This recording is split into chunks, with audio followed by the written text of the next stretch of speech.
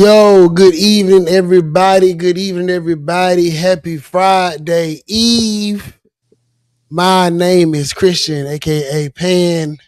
This is Politics with Pan, and I'm here with my partner, my good friend, my former classmate, Yes, sir. the Jarren Smalls of Legends Do Live and Reading with a Rapper.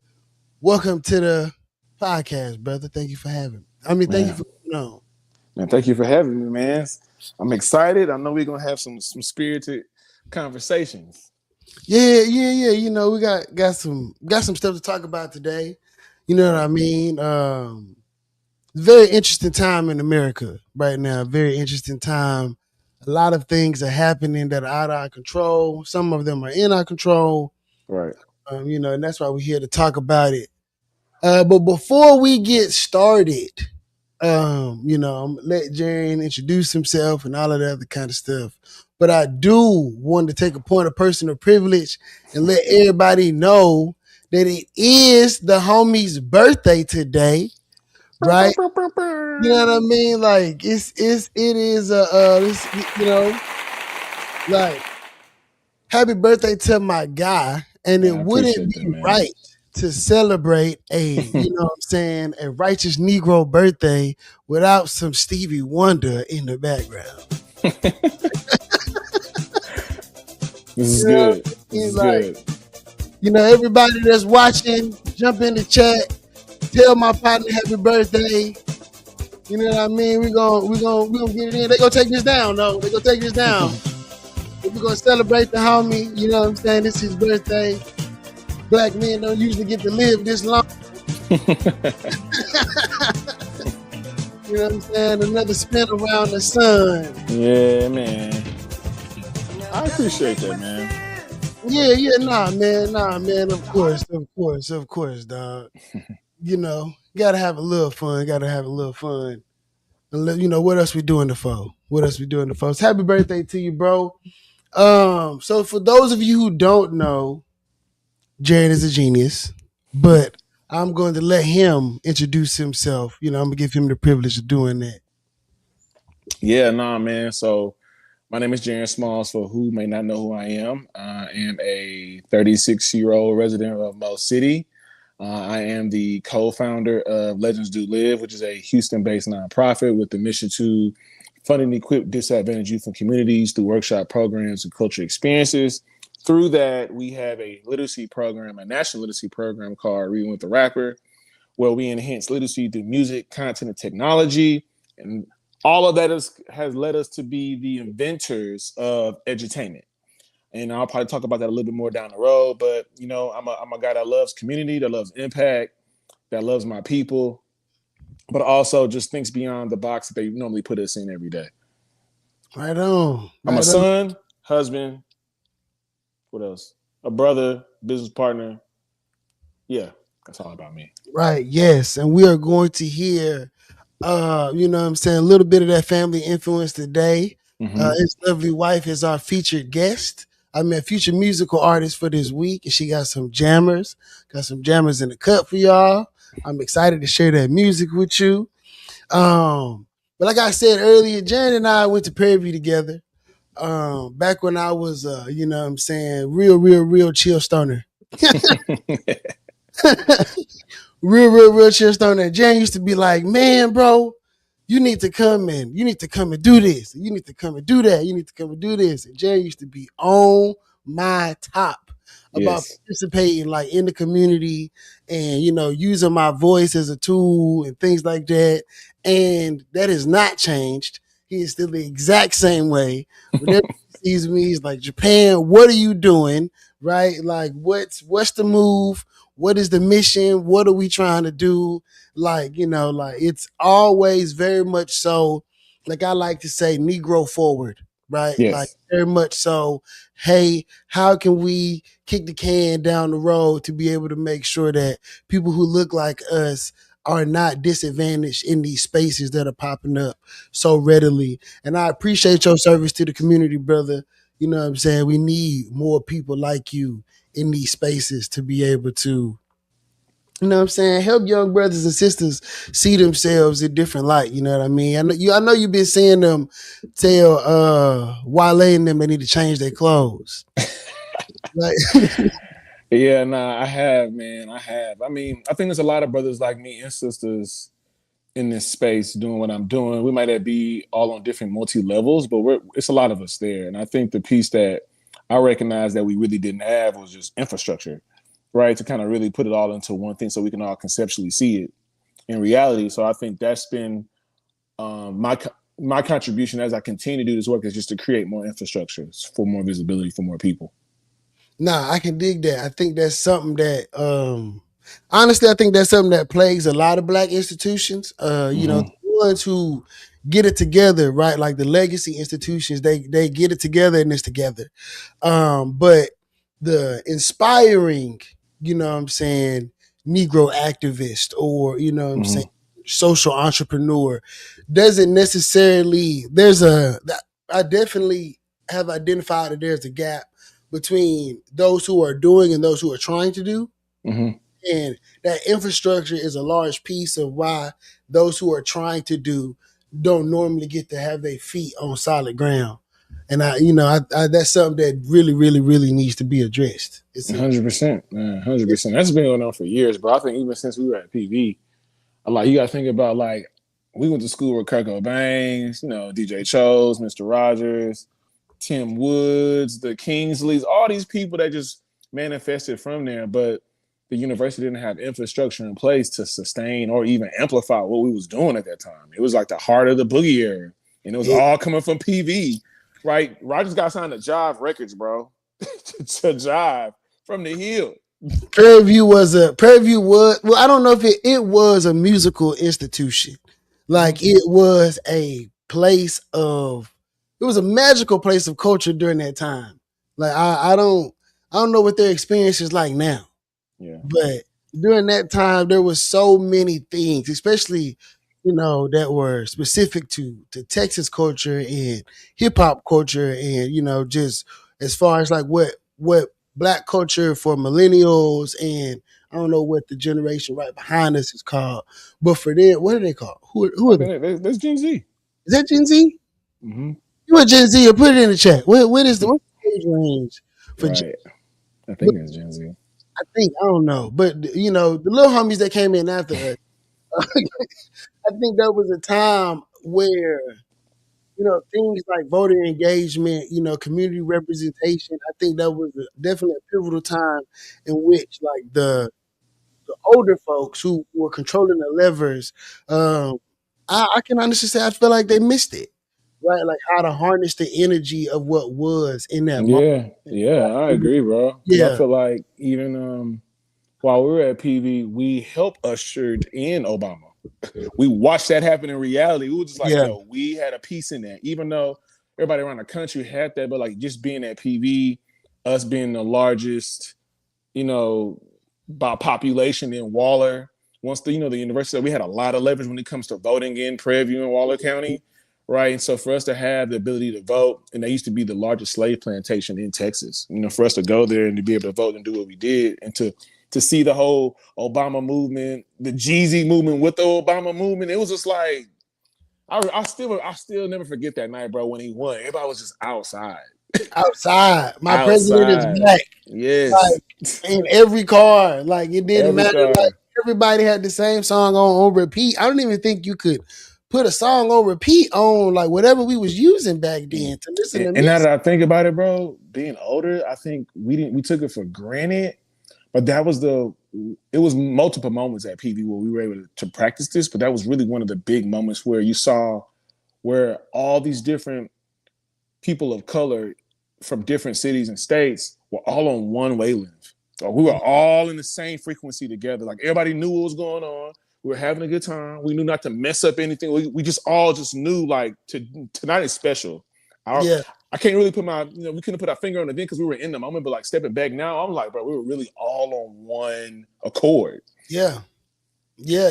I mean, it's not that in all my years as a Negro, I have I haven't experienced anything like that before and since. Yeah.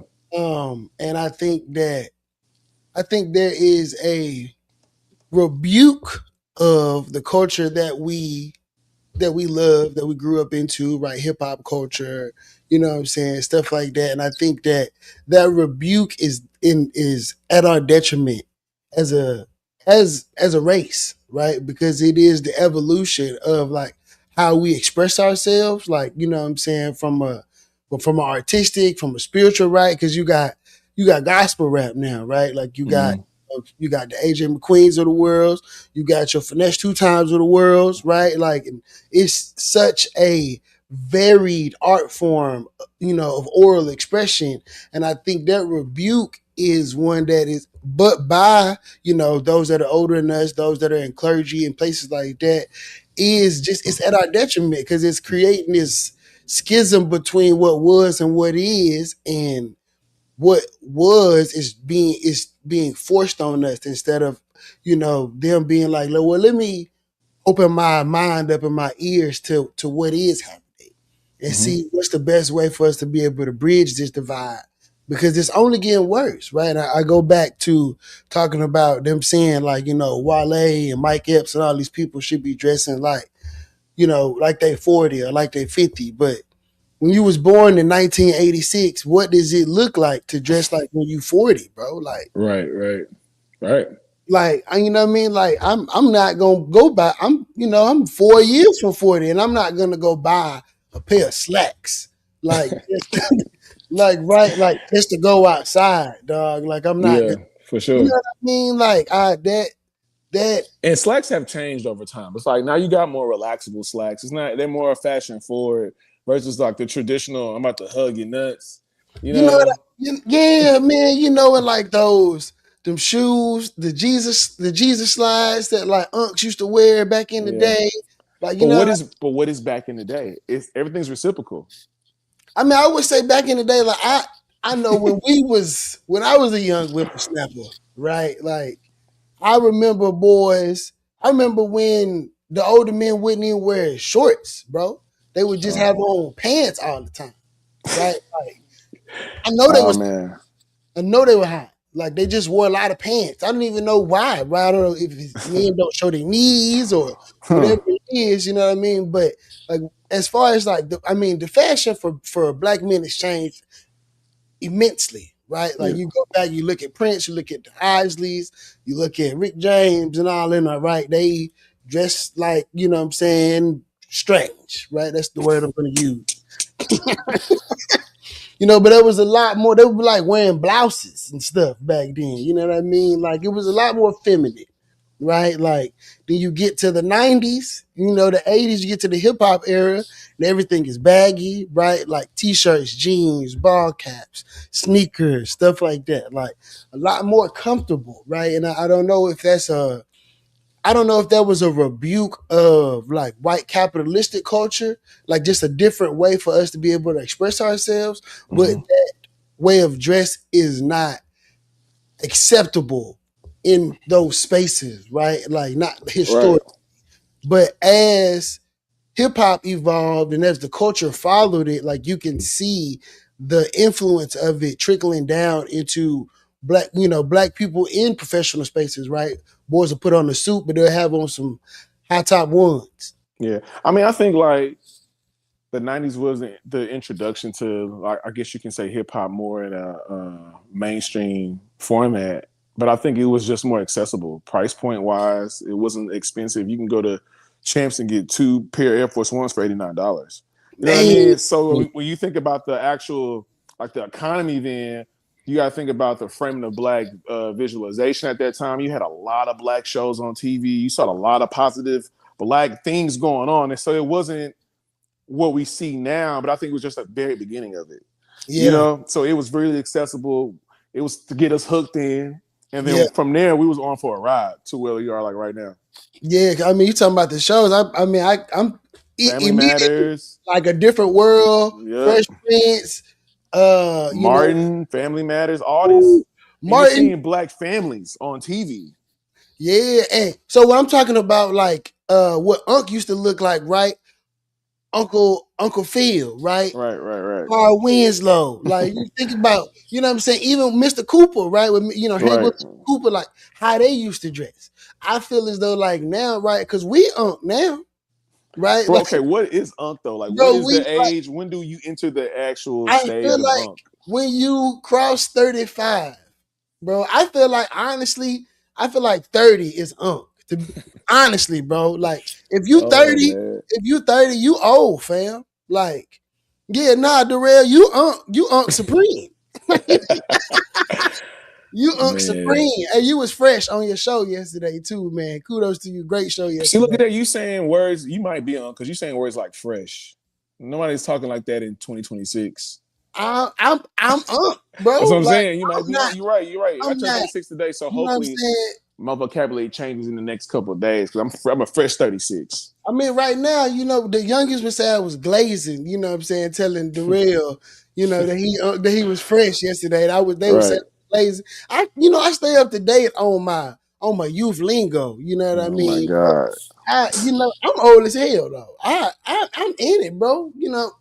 A very wise sister, told me a phrase, right? Seasoned saint, and I use it inappropriately every chance that I get, right? But I'm a seasoned saint. You know what I mean? Like I know, I know some niggas who ain't make it to this age. You know what I'm saying? Whether they is dead or incarcerated, like they don't have the freedom that we have.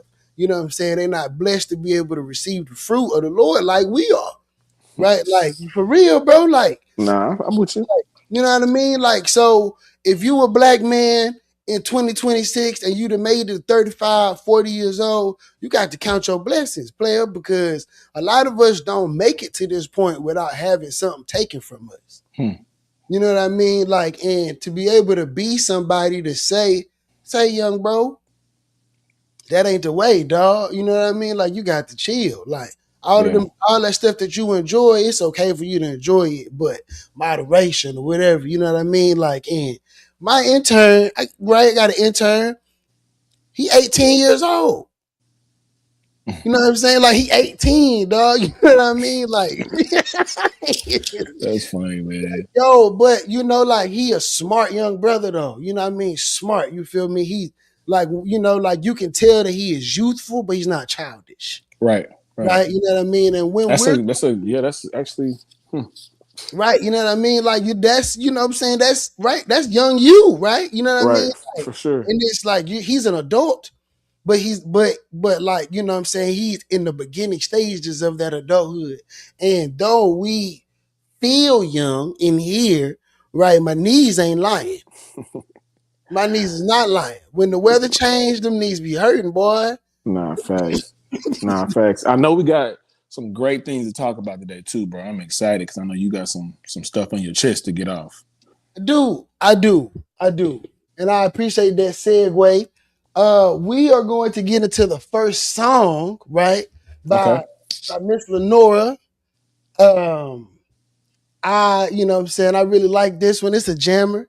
It's one that you can just put on in the car. You can like kick it. If you smoke a little herb, it's a great song. Smoke a little herb right around to. I'm not encouraging you to break the law. I'm just saying, if it's something that you appreciate doing, if that's a pastime, this is the song. And it just so happens to be called Relax. Mm-hmm. Yes. So we're going to get into Relax by Lenore. You know what I'm saying? I want y'all to enjoy yourselves. We're going to be back here in a second. Jarren had already heard it. So, I can't be like, what you think about it? But y'all let me know in the comments. This is Relax by Lenore.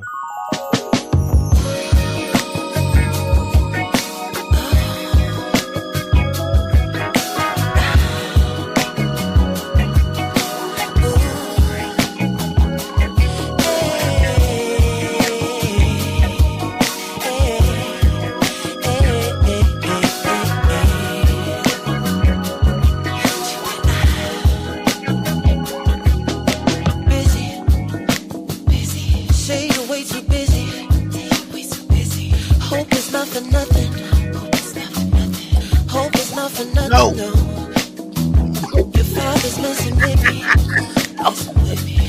I was trying to relax. two gonna take us down. Song too good, bro.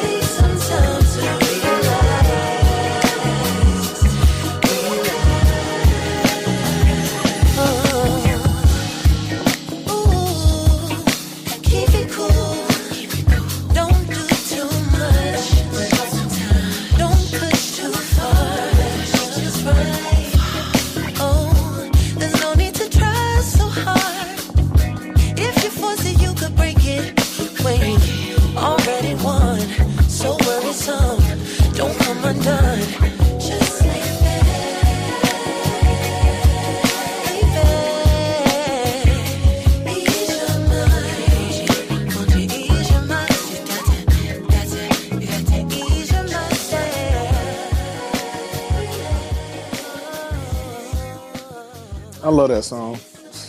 Man. I mean, even though I've heard it, like I think from my position of being one, her husband, but also like a lot of people don't know I'm her manager. So like that song is so cool because it was right. She was making that prior to us like really get into a real relationship. And Mm-hmm. she was just in this vibe, bro. She was just starting like this wave of just introducing like what she calls like rhythm and groove. Okay. You know, just a very different type of not R&B, but just a very she's very nostalgic. I think you can hear it feels like you kind of going back in a time machine at some point a Mm-hmm. little bit. So, you know, even my actions, it made me immediately want to start relaxing. I was just like, which we don't condone. But We do condone cannabis use.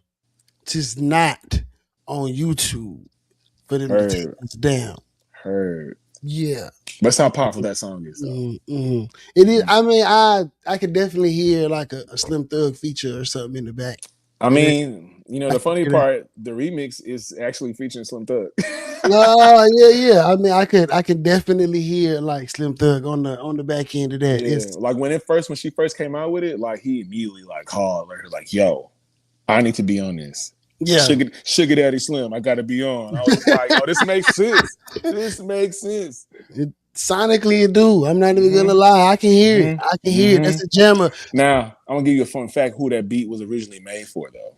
Who you Hmm. think of one of the origin Houston legends? I'm gonna give you. You got to guess. Uh, zero. Yes. Yeah, I can hear it. Mm-hmm. I can hear the bounce. I can Mm-hmm. hear the bounce. Like if I close my eyes and listen to it, I can hear his voice over the Mm-hmm. track. Yeah, But yeah, you know, originally the producers, Beats and Cornbread, it was prepared for him. But when Lenore heard it, she was like, "Yo," and she, you know, she cut a draft to it, and they was just like, "Nah, this is it." So, fun fact though. it's all right, man. Yeah, like I can hear Slim Thug. I can hear them all on the beat. Mm-hmm. I can definitely hear it. It's a vibe. Yo, you want to let them know where they can find this music? Yeah, you can find Relax and all of Lenore's music on any streaming platform that you listen to music at, Spotify, Apple Music. It's everywhere. So all you gotta do is go in and type Lenore Relax and bring up a profile. All right, Excuse me. all right. Yo, so once again, happy birthday, homie. We're Yes, gonna get sir. into it. We're gonna get into it. So, there's some shit going on in America today. We give y'all a little news you can use. Unfortunately, the government is still partially shut down. Mm-hmm. Um, you've been seeing those videos of people at the airport. I feel bad for all of Yeah. them. Yeah, but you know it's crazy, bro. Like I literally just got back from DC today. How And I was went. it? It was great. I mean, getting in the airport was easy. There was no lines. It was the TSA was there. It was a regular day at the airport. Even leaving Houston, it wasn't really. It was a little chaotic. They did have like if you were in like a regular line, if you didn't have like clear or a pre-check or a T, it was kind of a little difficult, but it wasn't a strenuous process. I kind of had my normal regimen when I go to the airport. Man, I've been seeing people saying that they have been in line. They was waiting for 5, 6 hours that they missed their flight. I mean, with the bulk of spring break being last week, I think it was like it seemed insane. But Yeah, I don't really know. The Democrats and Republicans can't seem to find any common ground at all right now when it comes to like getting legislation passed. So I don't necessarily know how long this is going to last. yeah. Honestly, I just seen a post where they're talking about, Trump might actually close airports entirely if they can't come to a real decision. I literally just read it, like literally like 5 minutes before I came on the show, bro. I'm over here like, man, come on, bro. Like this is, how you gonna close airports entirely? I don't know, dog. How does that even make sense? It's terrible business for the country. I mean, I was watching Senator Caesar, I think his name is Greg, him and John Cornyn arguing outside of the Austin airport. And, Congressman Caesar was like, why don't you and your friends accept our bill? And John Cornyn is like, why are y'all hurting the American people? And I know the people are confused, right? Because who's doing Right, this to me? Like, who is doing it? Because the right, Democrats are like, we gave them an opportunity to open it. And the Republicans are like, y'all are messing it up every chance you get. right. And at the end of the day, them arguing is hurting the American people, and their inability to work across the aisle is hurting the American people. And I think they really need to get it together as far as like finding some middle ground. Like this division is it's terrible. Yeah, yeah, yeah. I mean, it is, and it's like ultimately, like even when we were at PV and SGA, when I finally convinced you to get in, I mean, we if you can tell them we were in our student government just like the actual unit Senate. We had 50 senators, we had a judicial branch, a legislative, executive branch, right? And we had to, if there were bills that came into my desk, I would have to veto them and come and explain to y'all why. And I think, ultimately y'all have more power if y'all really want to like, say, oh, I really don't care what you want to do, but you still gonna do it. And I think Mm-hmm. I never had any bill turned over after I vetoed it, which I think it went to the length of how I go back to that normal conversation of how we were all on the same wavelength. I think we all had the same intent. We all know we wanted to do it. And there was trust across the floor and trust into my office from you all. You know what I'm saying? Even from the judicial side, I think we were able, that's why we got so many things accomplished, because we were all on the same wavelength. Sure, people disagreed and people had, their own biased interests, whether they were, Greek fraternities or things of that nature, where you see Mm-hmm. lobbying going on, but the people didn't really know that was lobbying, right? But they were Mm-hmm. lobbying essentially, right? And I think we will always find middle ground. To your point, Yeah. So I mean, I think it's just the intent part. Like, what are y'all doing this for? If it's really for the people, then it shouldn't be hard helping people. Right.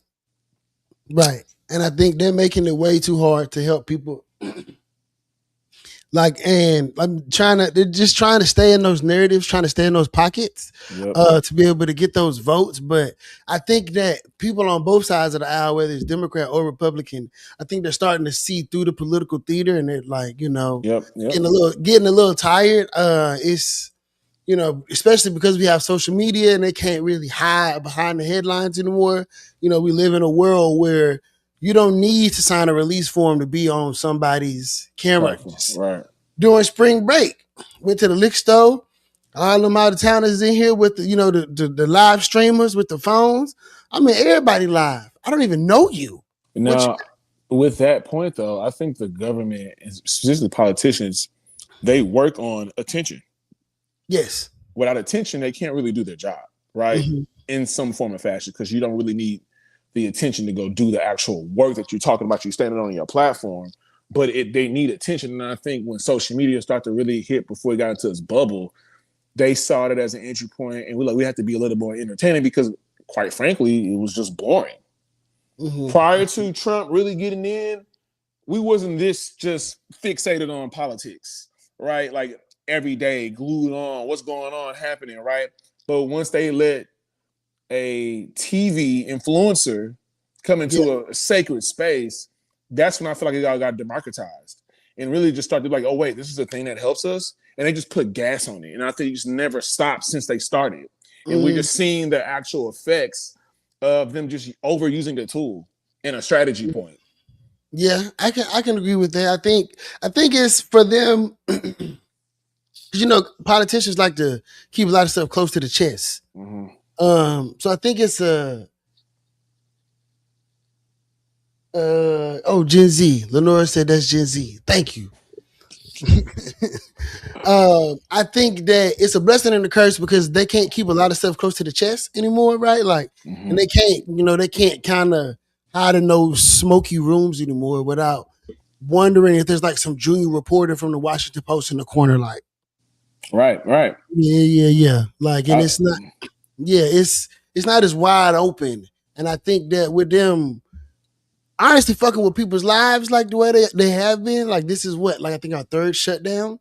yeah. Like, But Japan, but like think about it, bro. Like they've always been fucking with people's lives. We just can see it more. That's the right. difference. Yeah, but and that's the fact, like, kind of like when they first put a window on apartheid or when they first put a window on the civil rights movement, and it was like, and the white people was like, damn, we can't beat on them no more. You know what I mean? Right. Like that. Like it's getting to the point where I've been seeing so many libertarians on the internet, it's crazy. Yeah. But they're like, I'm not with either side. I'm just with the side that's gonna make sure that gas is cheap and Right. stuff like that, right? And this government shutdown for the most part, right, is about the argument about how they gonna regulate ICE, right? They got rid of Christy Noam, they appointed Mark Wayne Mullen, which is crazy. Like, this guy believes in having hand-to-hand combat in the walls of Congress. Like that is nuts. And he's gonna be over this agency that has been terrorizing people for the last year. And I don't think he's going to make it any better. Like he seems like a pretty angry guy. I don't know if he's not an angry guy, but his interaction with Rand Paul, he told Rand Paul that he could see why the people that whooped his ass. And I just think again that furthers my point of just after they saw one reality star be successful, it was like, oh, we can have more. What's stopping Mm-hmm. us from doing this? Like, and I think it was just the boundary being pushed. Somebody was, I mean, dare I say it, bold enough to do it, and he did it the first time, and we laughed. He was serious, He was right? serious. Right. And even at I forgot the correspondence dinner, like Obama was like making jokes about him. You know what I'm saying? I think that was the one he was like, all right, bet. Mm-hmm. Bet. Mm-hmm. You gonna embarrass me in front of everybody in here? Mm-hmm. I'm gonna really run for president. And I think he was obsessed with that at that point, and he just never stopped. And then he opened the door for others that wanted to pursue things outside their normal everyday industry. Be like, I can go do that too. And we saw it in snippets like Arnold Schwarzenegger, right? We saw these other moments that didn't really affect us at large because it was to a state or to Yeah. a city, right? But when it was like, wait, he can affect the entire world, this is completely different. That's completely different. I ain't gonna lie, Arnold Schwarzenegger becoming the governor of California is a joke. Like, that's a joke. If I like what? Like he Yeah. what? Like when that's a joke. Like, but it's a joke that landed, just like Trump becoming the president of America. But it is all like, And I think that's the other part, bro. In one perspective, it is a joke. In another perspective, it's not. It's reality. And I yeah, think that at the end of the day, we keep looking at this thing through the lens of entertainment, which is this is not entertainment. right. This is reality, right? And I Mm-hmm. think the more we keep massaging it and leaning into it in that way, it just gets easier on the tongue, on the eyes, on what's Mm-hmm. happening. And no one's really just saying, like, yo, this is weird. Why are we even doing this? Like, why are we still continuing to even allow it to happen? Or quite frankly, be a part of it and like adding to it, right? Remember we had a character at PB named Young Solar, right? Solar. Solar was ahead of the curve. He played basketball, but he wanted to be a rapper, right? Mm-hmm. And we laughed at him like, bro, go hoop, right? It Mm-hmm. was like shut up and dribble before it was shut up and dribble, For sure. right? And he took that seriously. He said, I'm gonna use it to my benefit. Whether you hate me or like me, you talking about me, Right. and you making me money. And he grew on Twitter and to the point where he had a lot of followers. We were just like, oh snap! Like Yeah. but we fed the beast. That was the thing, though. It was the good or the bad was feeding the beast regardless because it needed Yeah. attention. Regardless, good attention or bad attention is still attention. Yeah, this is true. I remember seeing that boy blow up online and being like, "The fuck is happening Mm-hmm. here?" But But we did it to him. It was us talking about him, tweeting about him, making fun about him. We're adding him. mhm, So more people in our timelines are like, yo, who's this young solar dude? It's just yeah, creating curiosity. That's all it was. yeah, So Trump did the same thing where it was just like, yo, wait a minute. He's really going to do this? Let me go see. Oh, snap. He's funny. yeah, Right? Oh, let me keep watching. He's funny. He was like, that's more attention. Feeding mhm, the beast. And I think I was talking to my wife about that. I think one of the biggest things that we could look at or should have a conversation around is like stop giving it attention. that's so hard. It is, but there's an era where we were doing that. It's so hard. You see that boy say he was gonna take. He could do whatever he want with Cuba. Like he is a character, dog. Like you kind of want to be tuned in so that you don't miss it. Right, and Like I'm saying not know have information, know what's going on, but like where it consumes your daily life, where you can't make a cognitive decision because you're wrapped up in this. That's a little bit different. it's tough. I know a lot of people. I know a lot of people who shed tears quite often over the way our government is going on right now, And and I'm not one of those people, but like I can understand their frustration. But 100%. it is something that is deeply distracting. Like deeply distracting. I would say that. Even going into it, right? They are asking for $200 billion for the war in Iran, right? Like Right. gas is $3 and like 50 Bruh. cent in Houston, Texas. And that's regular. I just put $50 in my Kia, bro. No, I'm over like Jesus Christ, So, but like, man, but this has happened before. Things are reciprocal.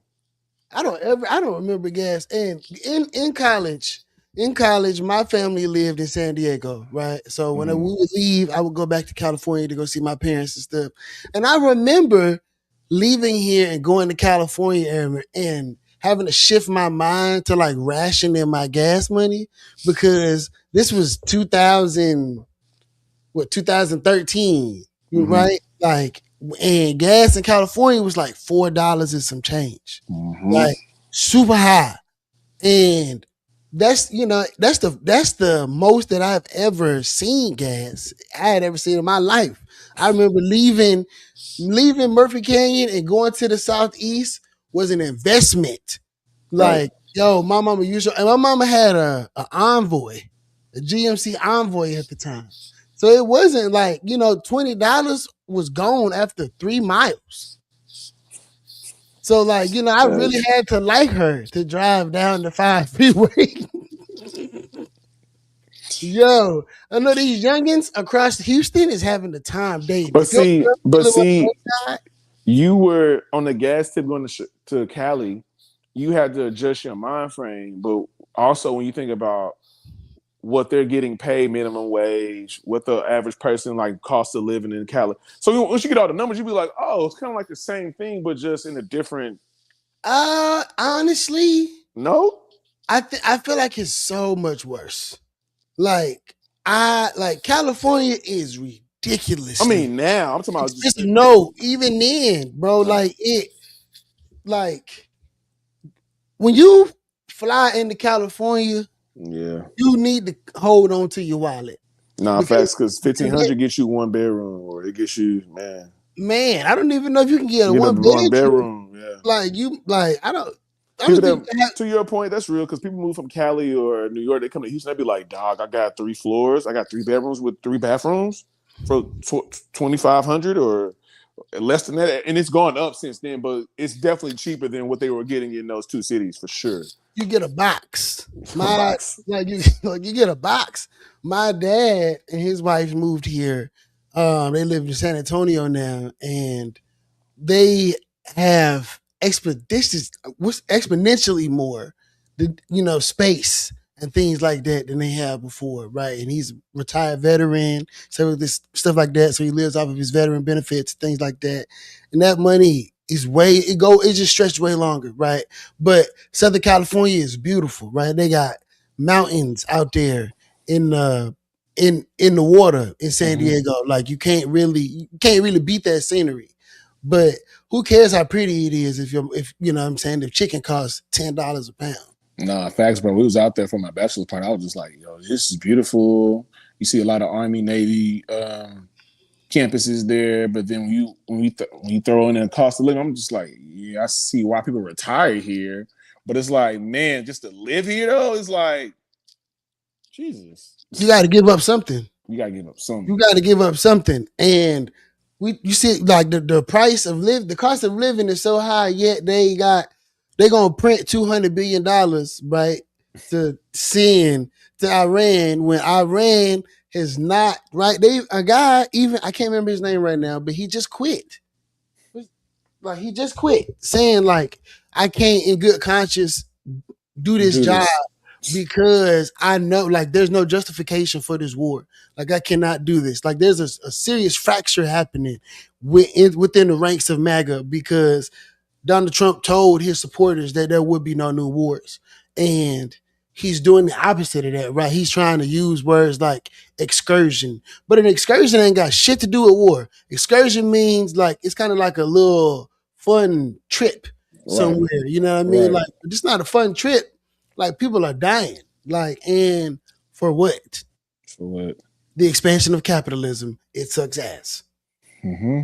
It sucks ass. They trying to amazing kids on live. What is R Dot talking about? I don't know, man. Don't even feed the R dot. I'm That's not, what you know, that was bait. That was bait. he got me. R dot just got. I just seen He the other got me. day. R dot had just got back in the country. R dot on some who? That might not even be R dot. That might be an informant. R Dot, like, yeah. No, did R Dot make it back from Mexico? I mean, yeah, make Like, it. Let us know it's the real R dot. Only yeah, say something only yeah, R dot would say. yeah. Let us know it's you. Let us know it's you. Uh, did you? I asked you earlier, but you didn't follow the Afro Man trial. I did not. I saw a Oh, bit. I saw a clip of it on online today in the airport, but I was just like, "What is going on?" Because he had a crowd of people around him. He had an American like see-through shades, American like everything was on him. I'm just like, "Yo, what's?"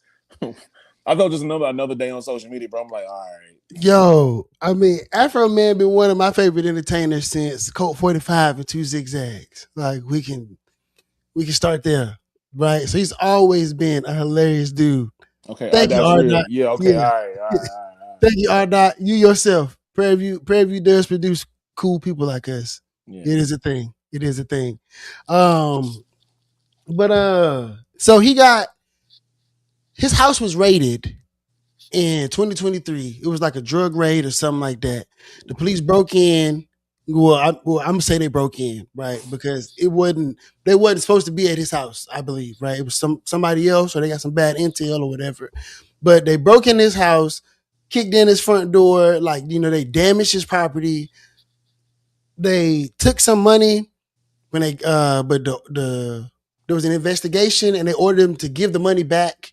When they gave the money back, Afro Man said his money was short. Hmm.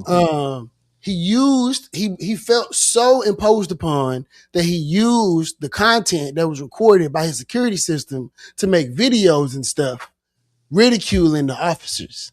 Oh wow. So the 7 officers got together and sued Afro Man because they said that his content put them in a bad light. I mean, he went in on them. Like one of the officers, brother got in trouble for being like a PDF, right? Like, and he was making fun of them, saying like, "Don't bring your kids around them," and all Oh this other kind of wow. stuff. Yeah, and like during the trial, one of the officers was like, he was out at like a school gathering with his kids, and people was like playing Afro Man behind him and My boy was getting trolled. getting trolled in real life. Oh Like man. for like for messing with Afro Man, and I think it goes back to the top of our conversation, right? As to the culture, right, that we grew up in, right? Like the influence that this culture has in galvanizing people, speaking truth to power, and being able to empower people who at a point did not have any power, right? Like Afro Man, I think, personifies this. When he won, he said, "I didn't win, America won." Hmm. Like that's what he's saying. And him being able to express himself, have free speech, and be able to like be critical of the government entity that is supposed to be there to serve him. That is our quintessential American right. Right. Like we are supposed to be able to do that. And these seven law enforcement officers sued him for defamation and invasion of privacy. What city or state was this in? Is this in Ohio? Ah. Let's see. Yes, in his Ohio home. It was in Ohio. Mm. I think Dave Chappelle probably have helped with that. He owns half Ohio. Yeah, he's like he might as well just become the governor of You know Ohio. what I'm saying? So I feel like Yeah. that's an important piece, not the Dave Chappelle piece, but Ohio is, you know what I'm saying, very overlooked. Mm-hmm. And I think maybe that played a hand in it just because of the particular city or state he was in. They might not be as with the law. You know what I'm saying? I don't Yeah. know. So I can only think about just from that perspective, maybe perhaps that helped him. On top of it, he had evidence. Clearly, he was like, bro, I got clear evidence that y'all were not doing what y'all were not supposed to be doing. So it's like, what are we talking about? And where's my money? And where's my money at, man? Where's my money at? Like, but good, big ups to Afro, man. Congratulations on fighting the power. Congrats, Afro, man. Yeah, man. Keep on fighting the power, man. All right, cool. One more. So our Democratic nominee for senator is James Tallarico here. He defeated the good Congresswoman Jasmine Crockett. Now the Republicans have ramped up attacks on him, starting with using a quote that he said, which I asked a question on my Facebook page the other day.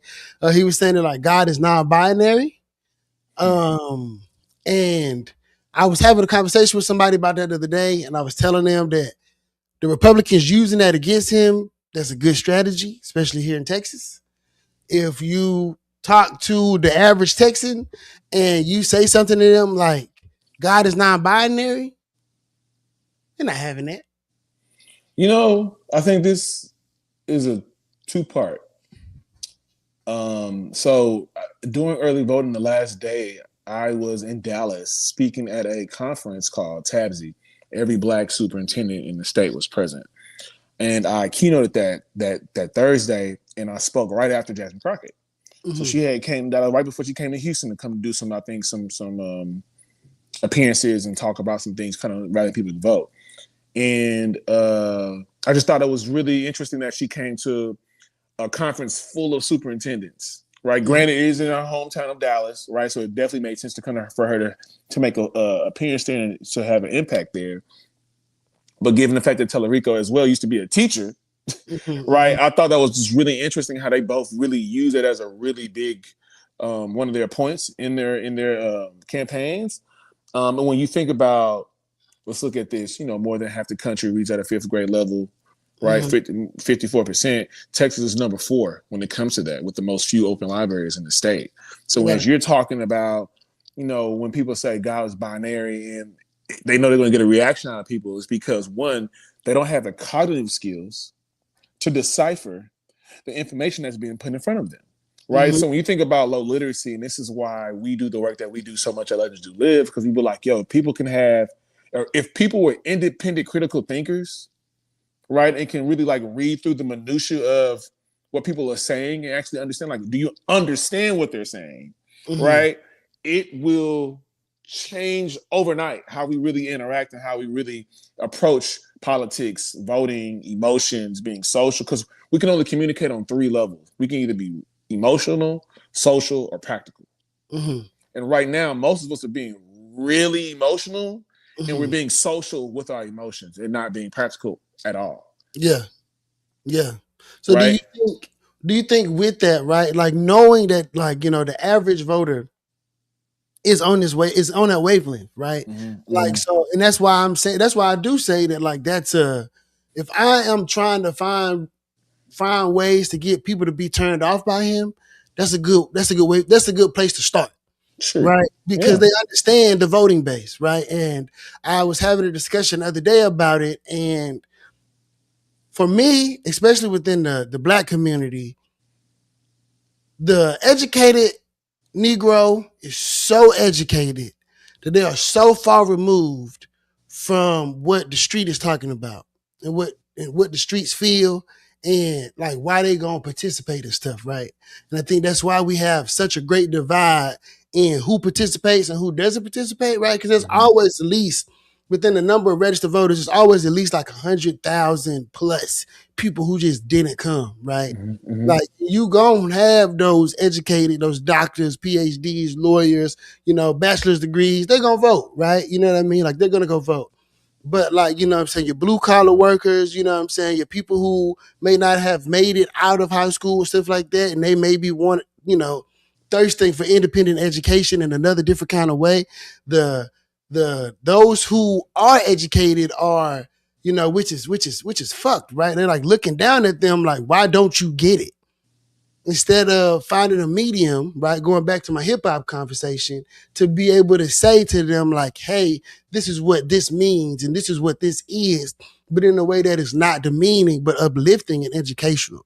Yeah. I think what I'm hearing from you is one, I think historically, America needs a group to suppress for Mm-hmm, the model to work, right? And I'm gonna push back. And I grant, I think you're segueing to why we do what we do because essentially, I'm an educated nigga, right? mm-hmm, But mm-hmm, I'm not too far removed from the streets where I'm able not to communicate with them. I think I've learned the frequency to communicate with them. I mm-hmm. think we're sometimes approaching them with the wrong frequency, and that's why we're having a disconnect. Yeah, And I'm hearing like blue collar workers, somebody that maybe didn't graduate high school, right? At that point, at a certain point, life becomes a finance chess game, right? yeah, So if you don't have the certain capital or threshold, that doesn't give you access to information because all this is just about having lack of access or more access to information. right, right, right. And I think when you're suppressed, like I asked my grandfather during George Floyd, I'm like, yo, man, during the civil rights movement, what did we do wrong?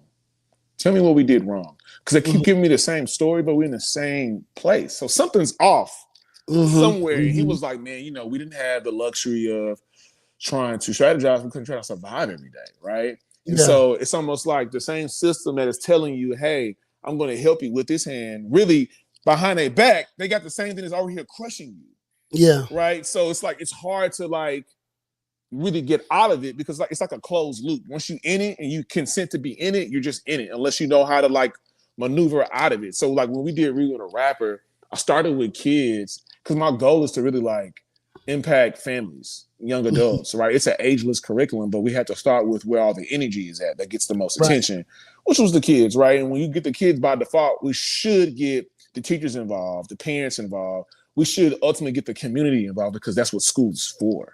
yeah, The yeah, community, it's not just the school, it's the community saying, like, hey, we're trying to make sure we're going to steward y'all up the right way so y'all can be productive citizens, the next leaders, the next inventors, right? But if we think about originally what was school and education designed for in America, that'll answer a lot of questions of where we are right now.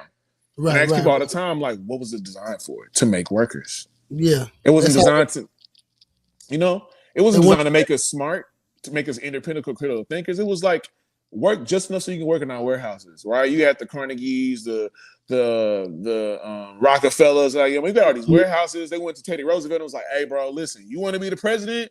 We can do that. We can write you a check right now." But we need an educational system to make sure we can sustain how we're going to build America through steel and coal and all these other things, right? And I think that it's one of the oldest industries in America that just hasn't changed, and that's not on accident. It's not. It's not because they still need our labor. I mean, that's our most. If you Perhaps. only have the in life, the your most valuable asset is your time. And if they can monopolize your time, they can turn you into a slave. Like, and they don't want you to think like that. They don't want you to have that understanding about like the value that you do put into the world. And that's why they Mm-hmm. send us to school and teach us things that aren't directly, that don't speak to us in a way that makes our souls happy. Right? Mm-hmm. Like if Mm-hmm. if we had more education that was more aligned with like who we are as individuals, like there would be a lot less crime. There would be a lot more productivity in our communities because people wouldn't be confused trying to fit in boxes in which they don't belong. They would be Mm-hmm. able to express themselves and then give that art to the world in a way it would be beneficial to them. But because we are oppressed, it manifests itself in a whole bunch of different kind of ways. But Mm-hmm. say you can come and you can see me on the pulpit on Sunday, right? You could see me on Sunday, but I got some questions for Jarren as far as education Okay. is concerned in the black community. Right after this song, right? So Ooh. I got another hot banger. Bang, bang, bang, bang. Got What we another. got? Which one is this one? This is part time lover. Mm. Yeah, this a jammer. Like again, right? I like to ride slow, and listen to roll. So, anything that's gonna give me a good groove, I'm all for. And just so y'all know, once I get to episode 20, I will be dropping the Politics with Pan playlist. So all of this music will be in the playlist for you to be able to enjoy on your ride. And then again, if you know any artists who are looking to, spread their art with the world, please have them reach out to me. As long as it's jamming, I'm gonna play it. If it sucks, I'm not gonna play it and you're not gonna hear back from me. We're just gonna start right here. I'm gonna let you know right now, I'm a hard critic. So, like, make sure you coming with your very best. Because if not, I'm not gonna play it. So let's get into this part-time lover by Lenora. Once again, happy birthday to the homie. I hope y'all are enjoying the show. Hope you are learning something. Part-time lover. Oh wait. Mm. I should warn you, boy. I'm not like the other girls. If I want, I'll give you more. Come inside my lover world. You wonder what this is, and ask me where we're going. But I can't tell you shit, 'cause I'm not even knowing. But I know it feels good, yeah. Playing with your love undercover. I know it feels good, yeah.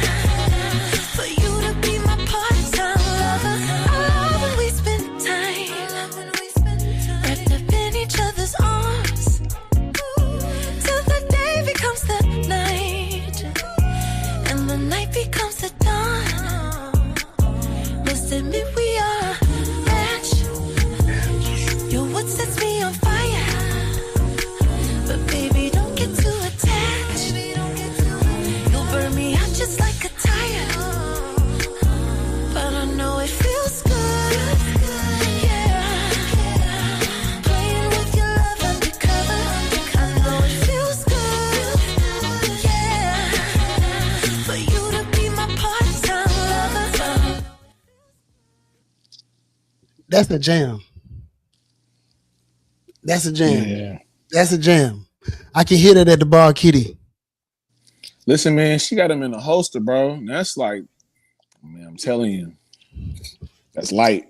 I can hit it at the bar kitty. That's gonna get the feet moving. That's gonna get the body. That's gonna get the body grooving. I used to Mm-hmm. always say, if it don't move, if it don't make a move, you're not gonna make no money.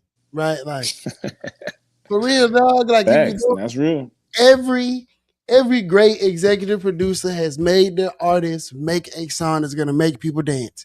It's you gotta do it.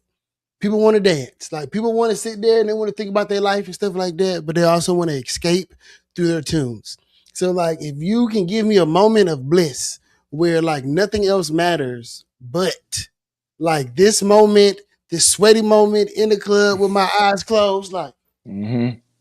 yeah, yeah, yeah, you can capture hearts and minds, right? Hearts and minds. Hearts and Facts. minds. Yo, okay. All right. So got a couple questions. You know what I'm saying? They're gonna come a little rapid fire. Just give me your best answer.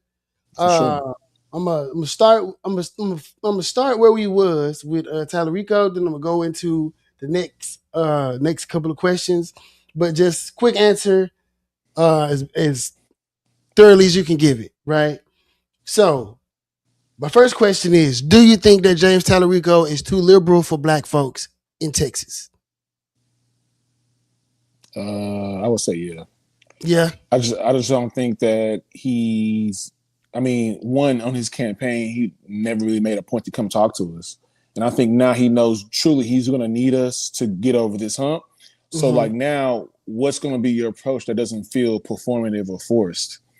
Mm. Because if you would have just came in the beginning, let us vet you and let us make our own decision based off you saying, like, if I'm really down, it's who I am. I'm going to show up as who I am, and we can still make a decision based off that if you're being honest. But ignoring us completely, then coming back around saying, like, hey, that doesn't really make sense while we're now super engaged. Right now, I Yeah. think it's just that being liberal or not, I think we just are aware, like, who's engaging with us, who's Mm-hmm. talking to us. Like, an example, before I ran for SGA president, you let me know if you agree or disagree. I was doing SGA president things before I ran. Yeah, for sure. So it wasn't like a, who is this and why are you coming out of nowhere now? I was doing the work before I had the title. And Yeah. I think sometimes politicians are not looking at that framework as a strategy Mm-hmm. versus going around talking or not talking, going to this person or speaking to that group or being on that late night show or speaking that. I think it's just too what's the word? Where it's democratized, where it's not all together, essentially. I hope Yeah. I'm using the right word. Yeah. So I think that's my thing. I think it's the piece that we just are aware and we're looking for people who are going to engage with us on the ground level and meet us where we are. I totally agree with that. So, from your perspective, what is the state of education in the Black community? The state of education in the Black community is, I think right now, very faint. There is a small percentage group of Black elitist or wealthy families that have their kids in private school, right? And I'm not saying it's in a negative way, but like the Imani school is a perfect example where if we could replicate that model, where that's a known, prominent, Black-owned private school, been there for years, right? But school is now going from being accessible to a premium Mm-hmm. overnight. And the recent study just came out with the vouchers here in Texas because that got passed. And I don't think enough of our Black families and communities are having conversations around the business of education, how it really revolves and works, right? So those vouchers are taxpayers' dollars.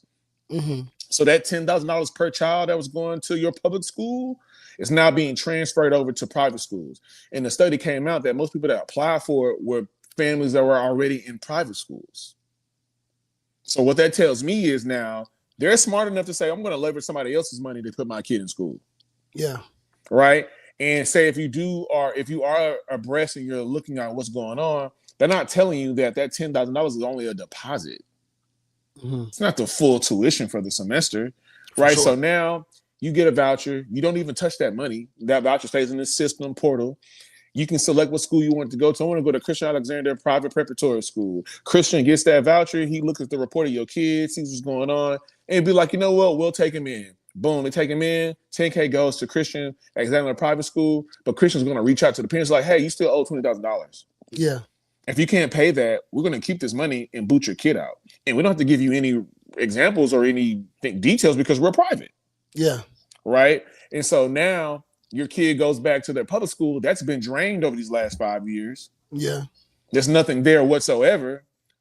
So you don't feel comfortable keeping your kid there. What you gonna do? Your kid's just floating.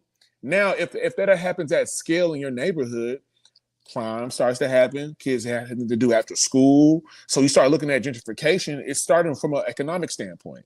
Right, Mm-hmm. these grocery stores, these frequent places that you go to every day for at least about 18 years, because families are moving to where they want to put their best kids, where they want to put their kids at.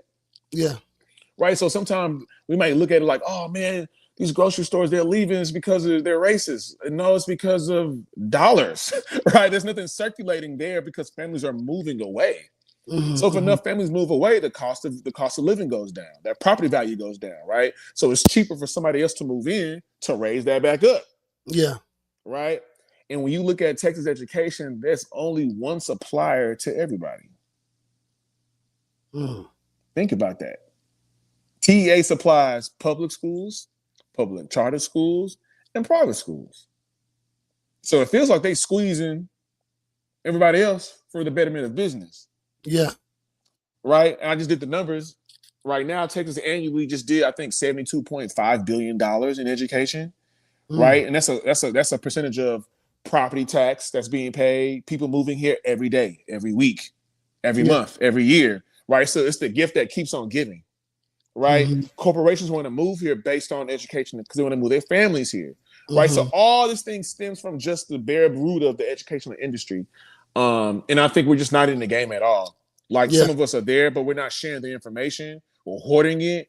And we're just not in the game at all. And I think what I am positioning ourselves as is a conduit and another option. Because I just think what we're really saying out loud without saying it, especially at the TASI conference, is we need our own school system.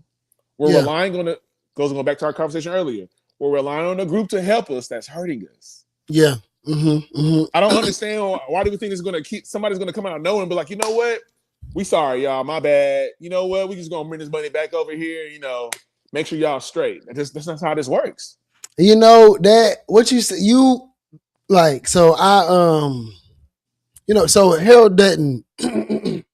They be on his ass, right? About how he votes, about like education and stuff like that. And, it sent me on a spiral to like, really do some like research as to like what's happening, right? And you know what I'm saying? I am familiar with the state rep, you know what I'm saying? Very cool brother, like very much so for the community, loves black people, loves his community, period. And as I was reading and just seeing like his disdain for the performance of the schools that have been happening like in his community and like, what's been happening in his community as far as education is concerned. And it has led me to believe that like, right, like that his decision making is based off of the fact that like what you saying, we in a burning house. You know what I mean? And they keep like trying to put the water out on one roof, you feel me? But they'll set another roof on fire. He's like, this isn't working. Like, right, like this isn't working at all. And I don't know what other way to do it than to just let it burn down.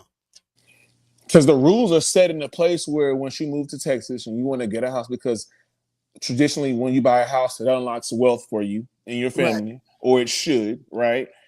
And now you have to pay property tax, so you really never own your house. That money is always going to the state. TEA is technically a nonprofit of the state. Think about that. Yeah, that's crazy. So why would they have anything that, if they're the only supplier in the state, why would they allow anything to combat that? Whether it be a union or whatever. You don't think they're probably in cahoots with everyone? And asked at the conference, I'm talking to some teachers, principals. One of our teachers is part of Reading and Rapper. He was like, yeah, man, I'm at a charter school. I get paid. He's an administrator on the other side. Like, I get paid like $75K, but I get a bonus of $30K every year for 5 years. I'm over here like, bro, that's like 200. You making some good money, right? And I'm like, do you have a financial advisor? He was like, nah. I'm over here like, that's wild. He said uncertified teachers right now can come in there and make anything between 65, 70K. HIZ doing like 90 to 100K for a teacher right now, bro. Right? So when you think about a teacher making 100K, it's not that easy just to leave when you know it's on fire. Yeah. No, now, it's not. Let's go deeper. Let's go deep. If the teacher's making 100K, what you think the principal making? Now, if the principal's making above that, what you think the superintendent's making? It was a superintendent in Corpus Christi. He was making like $1 million. Like he was over. So when you see that amount of money happening and moving around here, they all know that it's on fire. But it's just like, bro, I just can't leave though, because it's like I'm getting 300-400K to babysit. So it's that tug and pull again. It's that, hey, I'm messing you up, but here's 100K for me to mess you up. Yeah, it's that juxtaposition. You can't really leave because it's like, man, is it for the kids or is it for the business? Because if it's for the kids, the business shouldn't matter. I ain't gonna lie. Ultimately, the country said "fuck them kids" years ago. Like, I'm not even gonna lie, bro. Like, they don't. You go from every city I go to, there are less and less things for kids to do that are enriching for kids. Like everywhere we go, there's less and less infrastructure for children to be able to be children in safe spaces that encourage learning, that encourage community. You know what I'm saying? We don't got malls no more. All these kids is at home on their phone trying to find community through the internet. They don't, interact in real life anymore and stuff like that. Like it has been fuck the kids for years. Yeah, Like and I think especially black there's, kids. especially, and like, let's go deeper now. We talked about earlier where let's look at education and where it is, and then we look at the economic push of workforce development, economic development, how that works. It needs the education industry for that, right? Yeah. So now let's look at AI, right? And what AI is getting ready to do. I don't look at AI as artificial intelligence. I look at it as artificial ignorance. That's what it's doing. It's accelerating the ignorance. Because at the base, if I can't read and write at a certain level, I'm not gonna know how to prompt this thing, how to communicate with the right way. And just no one's really even sat down, going to a community center saying, like, this is how you use this. No one's they just say, here, have it. Let's just do it. Just do it, right? And again, that's ignorantly consenting into something because you're not stopping and saying, like, what is this? Why are y'all just making this available to us now? AI's been here for years. But why all of a sudden now you're just making this so accessible? Everywhere at the acceleration to where now you're making policy and rules saying if you don't use this, we're going to take this funding away. So we're squeezing people and forcing them into this thing again because they know that if you're dumb, you're not going to ask them any questions. Right. If you're surviving, if I'm the one cutting off your oxygen, but I'm also supplying it, when I give you the solution, you can be like, oh, you're my savior. Yeah. All a hoax, right? So it's the same flash and mirror thing all over again. But because we're so distracted, we're so emotionally tied into so many things outside of just like what's happening in reality, it's all hitting this pinnacle to where it is now. They're all working together. Yeah. Right? And I think we're not really looking at it and we're the bait again. Totally. We're the bait again. You know what I'm saying? Totally. Like they just did it in a different way, but we're the bait again. And so I think that's the piece where we have to start looking at going back to what we were doing post-integration. Right. But that takes learning how to community. We haven't been able to practice that because we gave it up for integration. Yeah, we totally gave it up.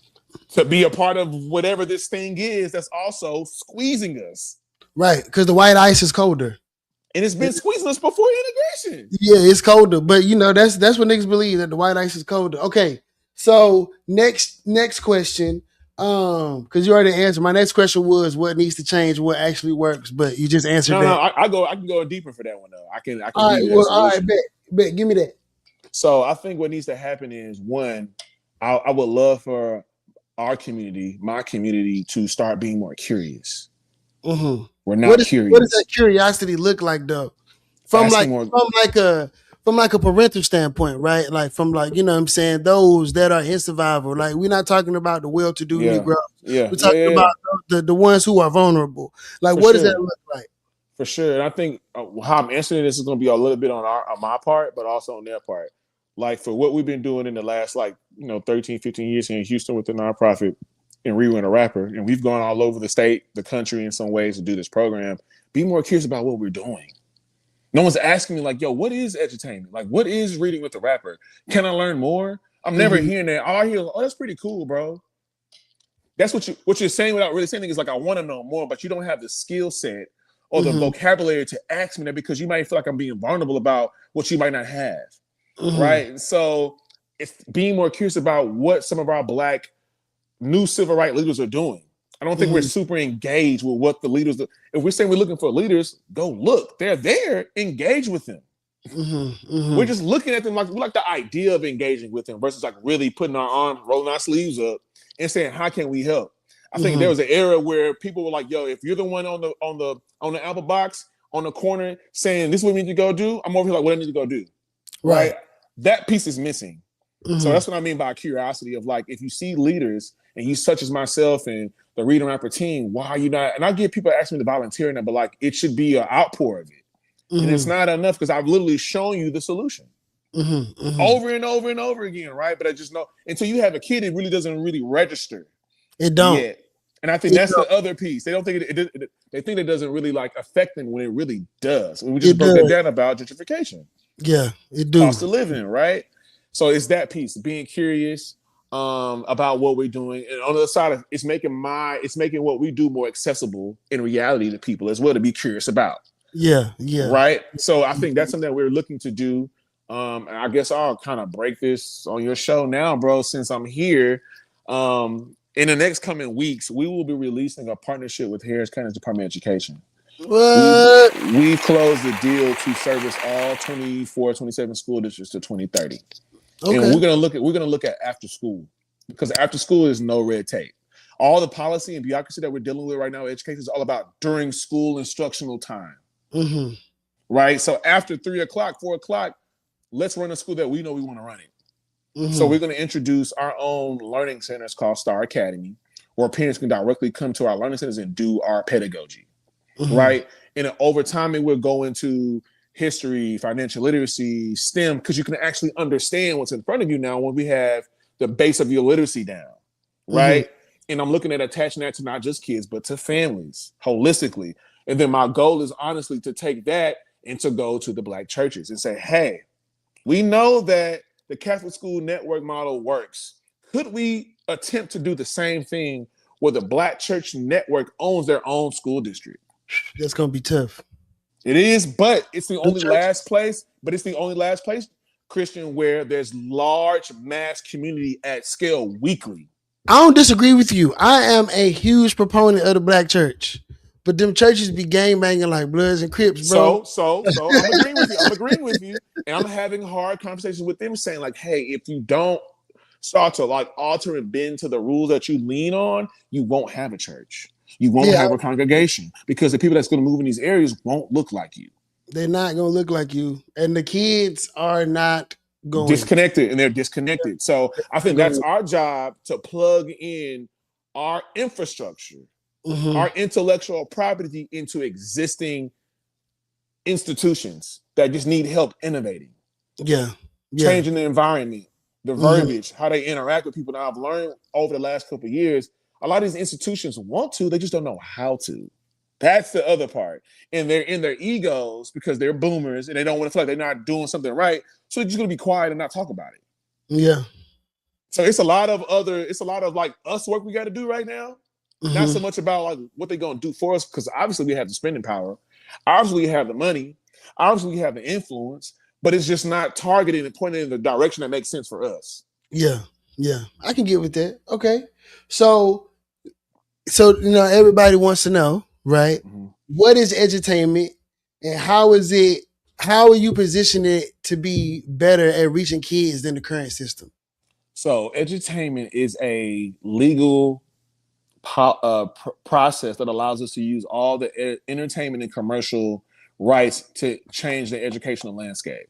And so essentially what I'm doing is I'm working with teachers and artists to create a unique IP that we call curriculum projects. So we've invented a new format of content. You got LPs, EPs, we've invented CPs. CPs are what an artist and a teacher might collaborate on to create that will be the lesson plan for your students. And so just to give a quick synopsis of like how Read and Rapper works, we come into a school, we give your child a composition notebook and a pencil, and we say, write about yourself. I want to see what you think about yourself as a human being, right? From that writing prompt, I can go to my music research team and say, based off these prompts, what are their ELA issues, English language arts? What are their social emotional, their SEL issues, social emotional learning, right? So we talk about mental health and also how they just practically are writing. So I might do Christian, and you like, I'll get your stuff back, and it's like, man, he has inferencing or mood and tone problems. He has low self-esteem, right? So with all that data, we're going to create a curriculum project to combat all of that.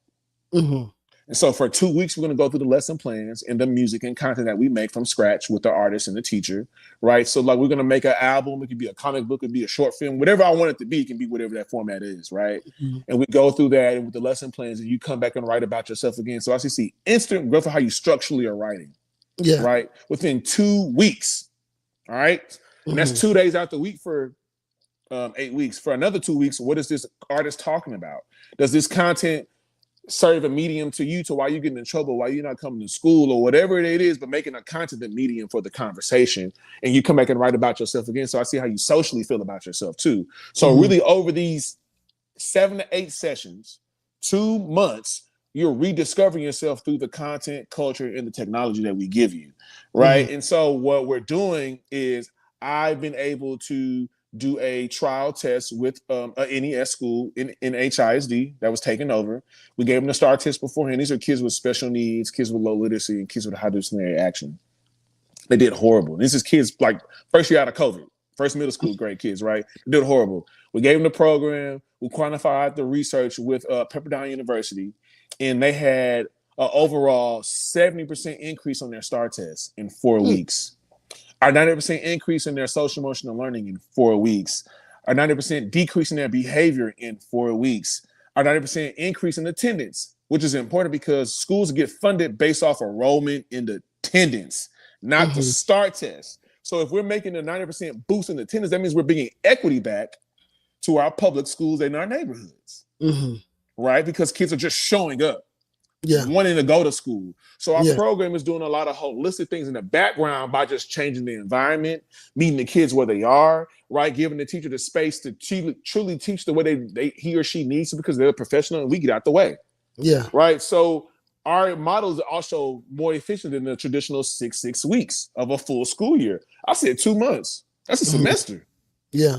So that means we're getting these kids on a pace at a faster, efficiency rate, right? So we know that our system is more efficient than the traditional model. It's more relatable than the traditional model. It meets the kids where they are than the traditional model on not only just the kids, but the teacher standpoint. We renovate teachers' lounges. We renovate school classrooms, right? And so we are really like looking at a go school framework that we can go put in any physical space, i.e. a church, a community center, a library, which is free to go, right? Mm-hmm. Mm-hmm. And all you need for school is buy-in from the parent, the teacher, and the kid. Yeah.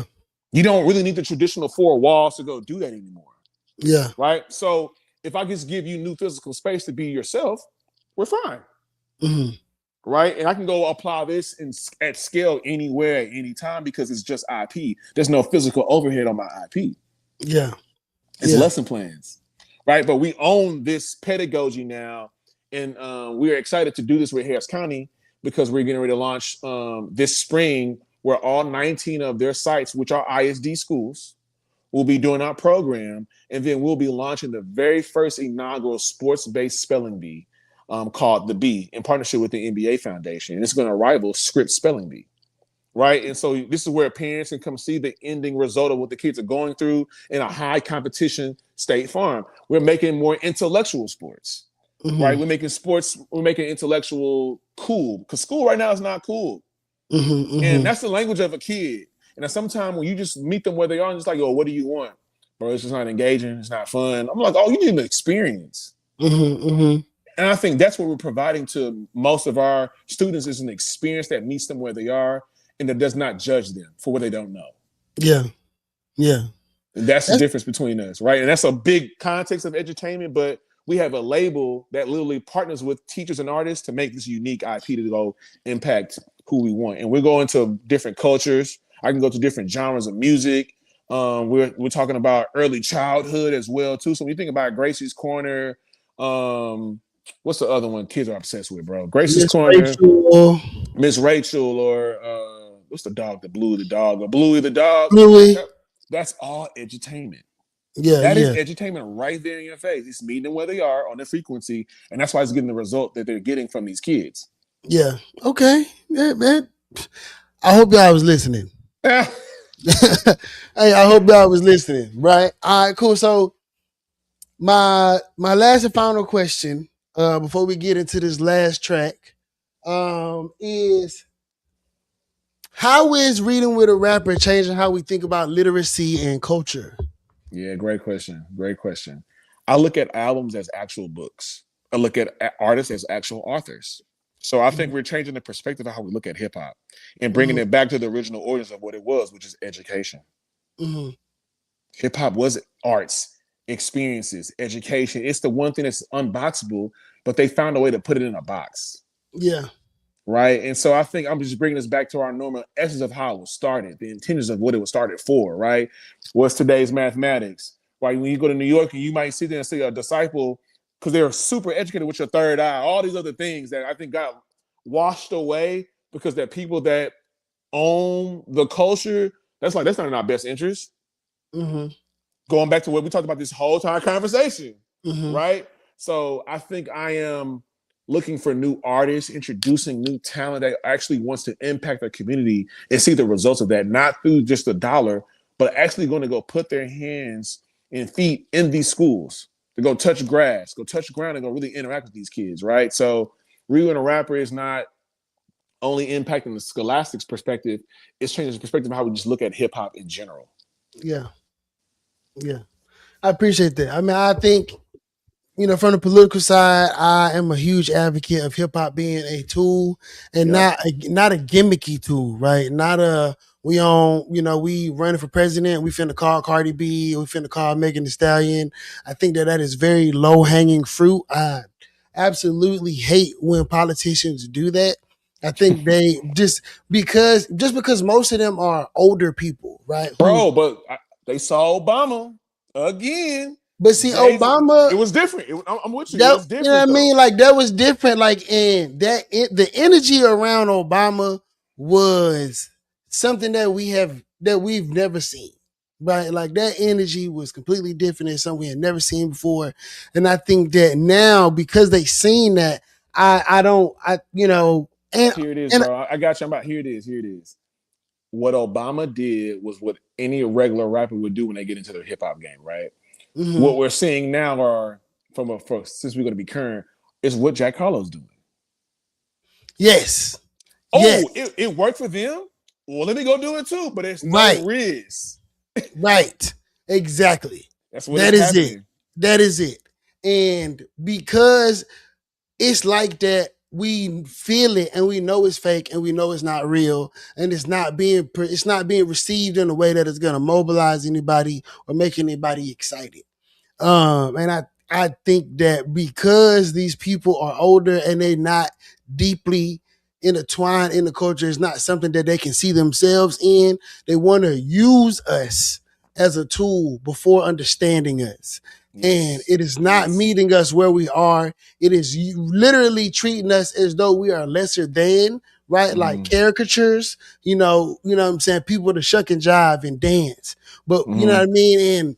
And I think that's not cool, right? Like if you're gonna bring these people, right, don't just bring them on stage and have them wave, right? Bring them somewhere where they can attract a crowd of 1,000 or 2,000 people, where they'll come and sit down and listen to what a motherfucker got to say. Man, on top of that, at the end of the Read Rapper program, the kids have to pretty much get their work together like a cipher, but the artist that they're studying actually comes to the class.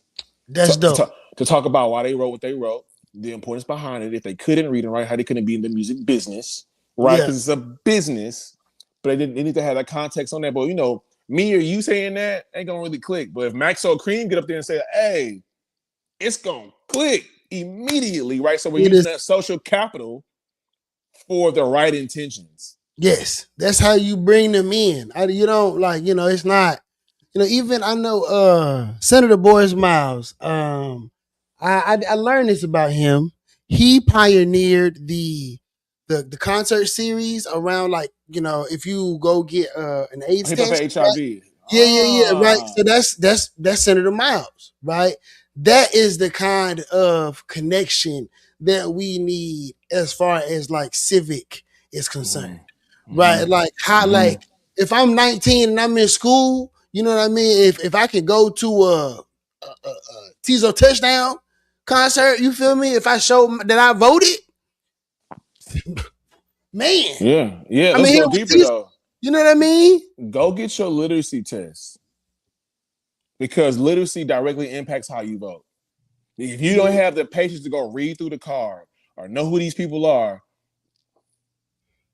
it's true. That deters you from even showing up. It's true. Because you can't even read what's on the ballot. Like, you know what I'm saying? Like what I'm saying, we keep skipping. I'm like, do they understand what's even in front of them? Probably not. But and that is the thing.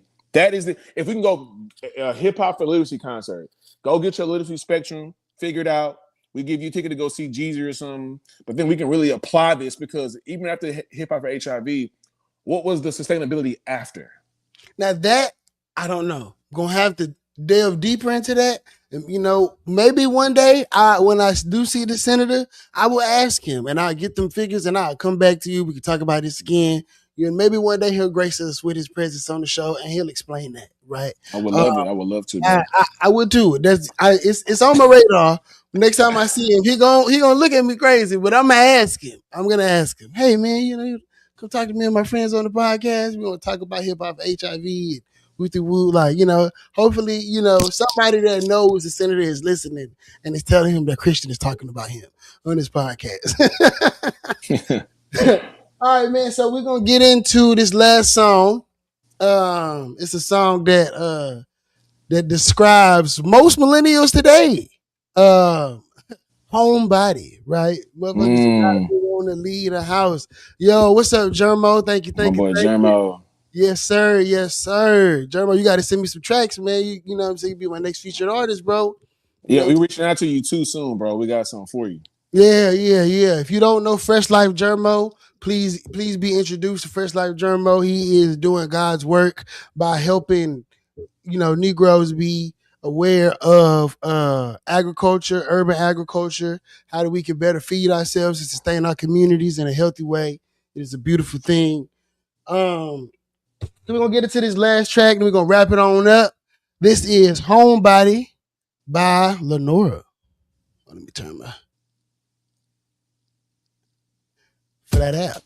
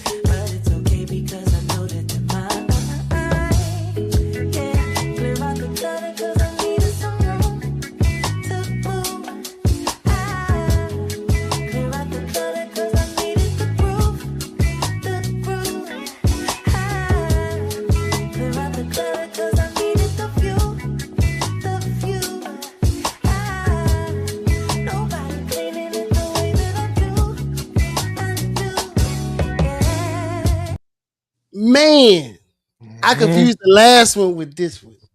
This the one I was talking about the last time. That's the one I was talking about the last time. When I turned that bad boy on, I was in the car. I was like, ooh, I need Yeah. a sweet. That boy took me back to Prairie View when I was still rolling swishers. Nah. No, man, shout out to Titties, man. Happy belated birthday, Titties. He had a great little birthday bash the other day, and that boy asked for some gauze, and I bought swishers, and he chopped me up. Man, you can bring me this cardboard over here, dog. That's funny. But I mean, that was the golden age of relaxation and cannabis use. If you just don't know, post 2010, man, those were the golden ages. The weed sucks now. You can't even tell it apart. It's all the same now. It's just strong. Amazing. It's just really strong. Oh man. First, I would like to thank you, Jen. Happy birthday, bro. Thank you, my Once brother. again, you know what I'm saying? Another time around the sun. I would like to thank your lovely wife for blessing us with these wonderful tracks today. Go on Instagram. Make sure you follow Mr. Smalls. And then you follow Mrs. Smalls, right? You know what I'm saying? You support the family because nobody wins when the family feuds. It's all about all of us being all together. You can find her music on Spotify, Apple Music, Tidal, anywhere music is streamed, it is there. Hopefully, she will be coming out with some more tracks that we can jam to. If there are any concerts, anything going on, you let me know. I will always show love and let my listeners know what's happening because that shit is jamming. Yes, sir. Any final words, Mr. Small? No, man. I'll say just, come to my page, follow Read with a Rapper, go to readandrapper.com to learn more and just engage with us. Be curious with us. When we have things to come for the community, show up with questions and hold us accountable so we can be the leaders that we are looking out to be for our community. But we need you all to be a part of this with us. We can't do it by ourselves. Beautifully said. Beautifully said. Yo, so anywhere else people can find you outside of your social media? I mean, you can find me at one of my Star Academy locations. But right now, I'm in the back cave, getting all this stuff ready for everybody in the public. So a lot of my work doesn't require me to be outside like that to the general public. But we'll be making some more efforts to do some things. April 11th, we'll actually be at the Sunnyside Community Service Center for the Mayor's Youth Council Literacy Day. So we'll be doing like a pop up there for the community of Sunnyside. So if you're available or free and want to come, you can go to their page and find information, and we'll be there. Right on, right on. Well, that's all for our show today. Thank you again, Brother Small. This was awesome. I hope y'all learned something. I hope you got a little bit of entertainment. And I hope you found a new pathway for education for your baby that you may not have known existed. Um, that's what this is all about. We're just trying to empower people in particular, but the Negro specifically to be able to have a better quality of life for him, his child, his family, her child, her family. Just being able to put innovative ways for us to be able to live more collaboratively out there into the ethos. And I appreciate your contribution to society, brother. You are doing a phenomenal job. If I have not told you that I'm proud of you, I want you to know I'm proud of you and Thank to you, keep bro. on doing all of the cool shit that you're doing because niggas gonna hate, but they can't be great. You know what I mean? Like, and you are being great, you are prospering, and you are helping young Negroes like ourselves to be able to see themselves in a more positive, holistic light, and that is beautiful. Thank you, my brother. Thank You you. are welcome, man. You are welcome. So, with that being said, in and out, Freddie. Here we go. Here you go, Fred, it's, man. it's time It's to time to go. get off. Yep, It's it's time to time go to to go. trolls. Then jumped in the chat. What's up, Freddie? Yo, everybody. Freddie Inglewood has a project coming out. I don't know if he told y'all, but I'm telling y'all. So we're gonna do what friends do. We're gonna bully our friends to drop their artwork and to do what they need to do. Mm. Right? Bring back bullying, like Kingsley said. Bring back shame. Hmm. And shame on you, Fred, for hoarding that good ass music. But I'm finna be out. It's time for me to go drink some water. Love, life, and learning. I hope y'all had a good time. Peace, peace.